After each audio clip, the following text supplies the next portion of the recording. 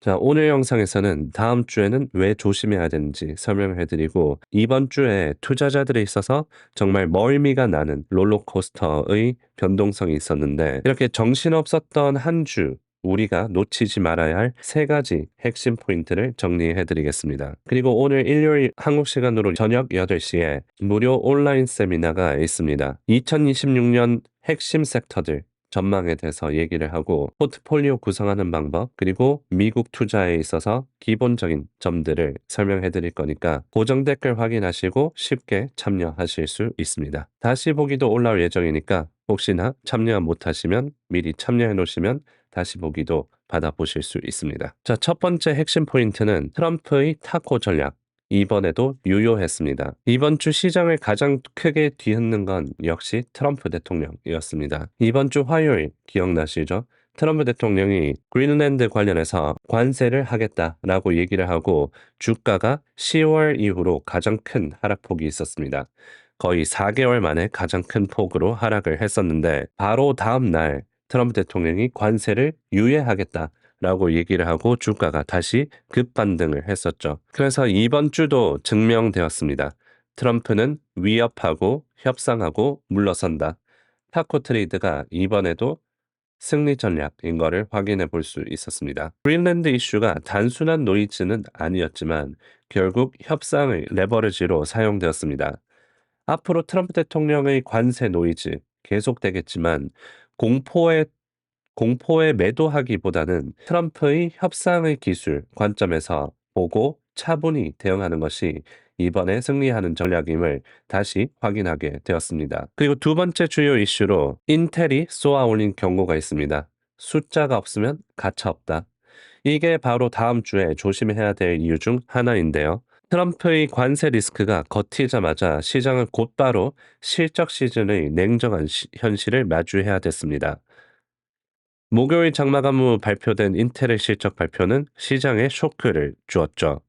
인텔이 최대 20% 가까이 떨어지면서 장마감을 했었는데 이번 실적 발표에서 인텔이 고백한 문제는 꽤 심각했습니다. 수요는 있는데 만들지를 못해서 공급 문제에 대해서 언급을 했습니다. 반도체 수율이 굉장히 낮게 나왔었는데 반도체를 만들려고 해도 잘 안 만들어지는 거예요.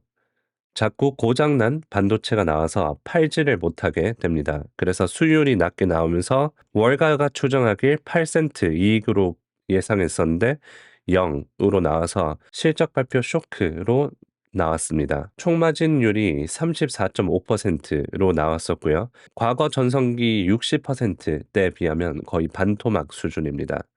그래서 인텔은 트럼프 행정부의 자국 반도체 밀어주기 그리고 AI 기대감으로 2025년에는 84% 그리고 올해 들어서만 50% 상승했었습니다. 그래서 기대가 컸던 만큼 제조 수요일이라는 근본적인 문제에 부딪히자 실망 매물이 쏟아졌습니다. 인텔이 다시 돌아오고는 있지만 시장 예상한 것보다 더 오래 걸릴 것으로 보이는 실적 발표를 냈습니다. 그래서 요점은 이럽니다.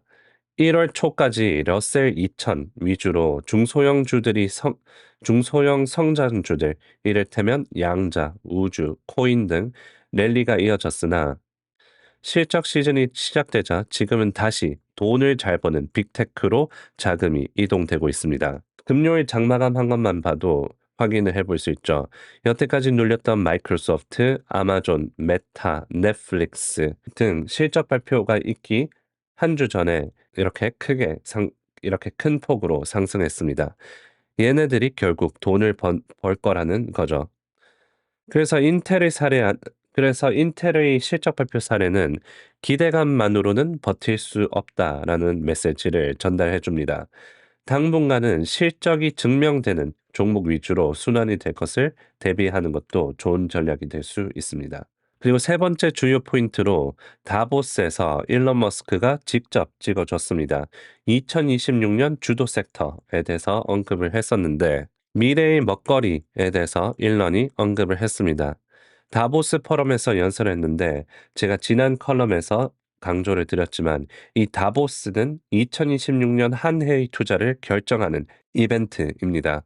주요 인물들, 일론 머스크 같은 사람들이 나와서 2026년 경제, 그리고 기술에 대해서 논의를 하는 자리인데, 일런이 언급한 이 5가지 핵심 섹터에 대해서 인사이트를 정리해 드리자면, 우선 우주에 대해서 언급을 했습니다. 우주의 태양광 AI 데이터 센터를 구축하는 것은 당연한 선택이다라고 얘기를 하면서, 스페이스X가 태양광 설비를 구축하고 있다라면서 전력난의 해결의 열쇠는 태양광에 있다라고 언급을 합니다.